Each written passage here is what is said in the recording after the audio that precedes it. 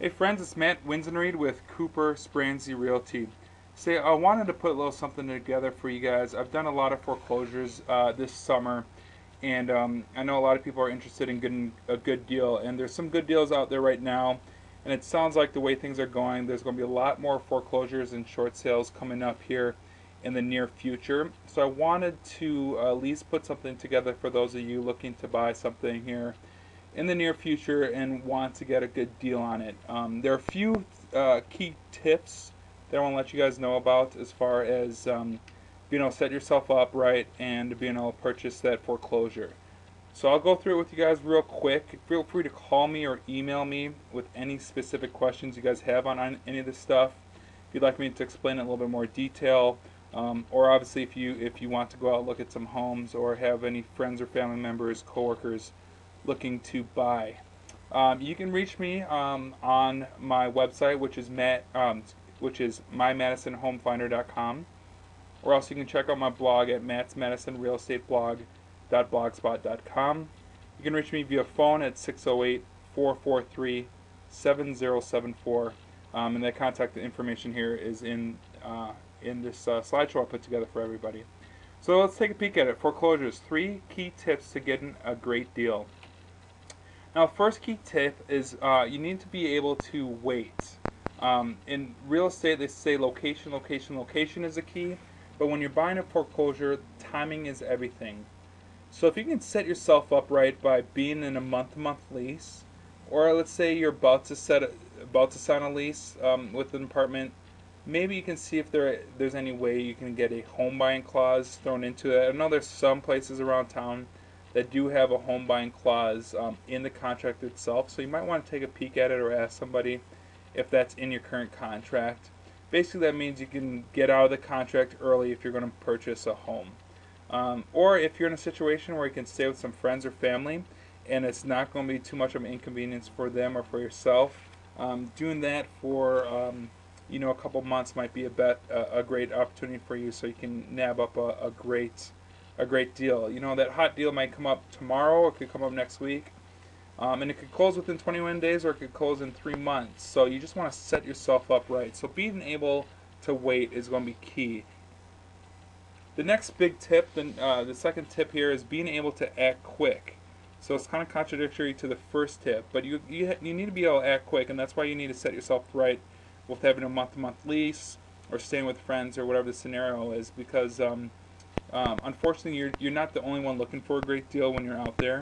So you got to make sure you know what you're looking for, so when it comes up, you can act on it right away and you can write that offer.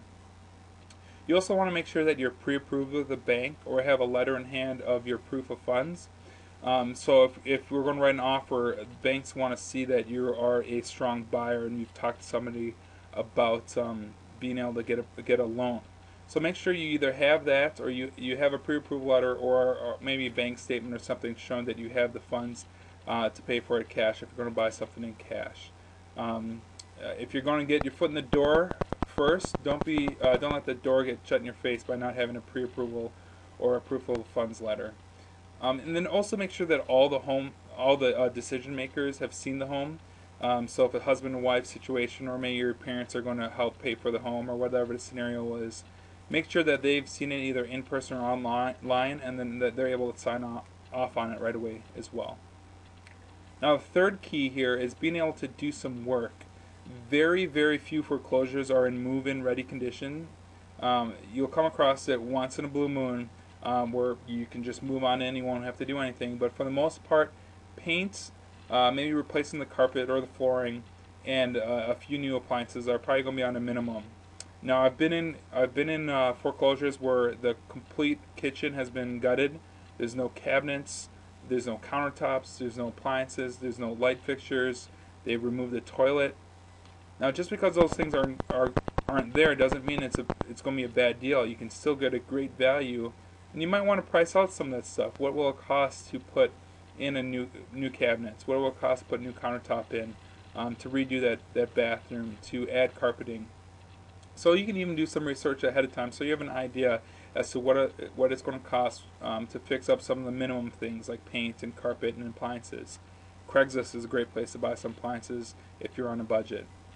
And then don't think that just because you saw a professional flipper on HGTV last night make it look easy to take a house that has been run down or not maintained very well and make it into something beautiful. Finishing the basement, rerouting the plumbing, or adding a room is not going to be a snap. It's not something you can just do overnight. So make sure if you're going to look into doing something like that, that you have some experience and you have some resources that you can help call into your uncle or your cousin who actually owns a construction company and does it for a living. Is probably going to be a better resource than the guy next to you at work who said he wants to put tile down in his bathroom. So keep that in mind, but don't let that stuff scare you. Now, those are the three main keys to buying a foreclosure that I've come across, and I've seen some great deals this summer. On Friday, I just closed with a buyer who bought a home that was listed for that he bought it for $137,000, and the appraisal came back at $159,000, I believe. Also worked with a client who bought a home for $130,000, and the appraisal came back in the 180s. So there are some great deals out there, and both of those buyers have to put some work in the home. So I'll put a bonus slide to you guys together. First is I noted as is. Most foreclosures are going to come as is. That does not mean that you can't have a home inspection. All that means is that they're not going to fix anything that comes up. So we'll have a home inspection, and let's say the furnace is shot, the water heater is shot, and the roof needs some work to it. We can still go back and adjust the cost to fix those things to the bank. Again, we have to renegotiate with them, so it's not a guarantee that they'll do those things. But don't let the fact that it says as is scare you. It doesn't mean you're buying the home as it lays there without any idea as to what could be wrong with it. And don't feel like you need to have a home inspection right away. Which brings me to my second point, the order of operations. Now, it might seem a little out of the order if this is a first home for you, but typically we'll submit an offer, and that offer is based upon you having a home inspection done.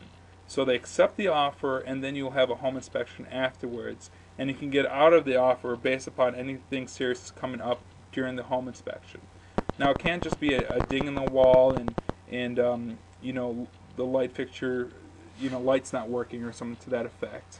But if there's electrical issues, if there's water in the basement, different major items, now those will get you out of the contract. But if it's basic stuff, cosmetic stuff, that won't get you out of the contract. So something to keep note. But it does work here where you have the inspection after an accepted offer and also after the bank approval. Sometimes they'll make you put down earnest money before bank approval. Sometimes they'll wait till you get bank approval before you submit the earnest money funds. So that's something that kind of varies from bank to bank.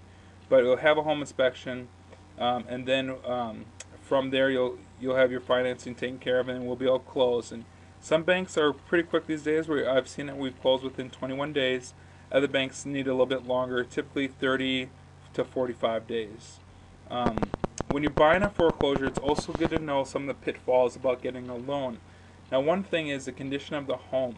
Now, if you're going to put 20% down and you have a strong credit score and you can get just a conventional loan, you probably won't run into as many pitfalls. But if you're just putting a few $1,000s down, a few percent down, and you're getting, let's say, an FHA loan, well, FHA is going to be a little bit more strict when they come through and take a peek at the property. So if there's, we just ran into this with this last home we closed on Friday. The windows were rotted, so we had to go back, and the bank ended up fixing the rotted windows. But FHA would not let the home close with some defects like that. They had to be cured before the closing of the property. So, but something to keep in note, you want to make sure you know what kind of loan you're going to get. So going back to the whole get pre-approved first, keep that in mind. Ask your lender what kind of loan you're going to go after, and see if he or she can tell you what pitfalls they know of about purchasing a foreclosure. So those are a few key things to consider when pursuing a great deal in a foreclosure. I'm available to help you in your search for buying a foreclosure here in Dane County. I also have some great contacts around the country. So if you have friends or family members, coworkers looking to buy in Dane County or else around the area, let me know. I'm more than happy to help them or else point them in the right direction. My contact information is on the screen. You can reach me at matt@cooperspansy.com, or else the two websites I noted before, or you can call directly on my cell phone, 608-443-7074. Again, I'm Matt with Cooper Spansy Realty and helping you with all your real estate needs.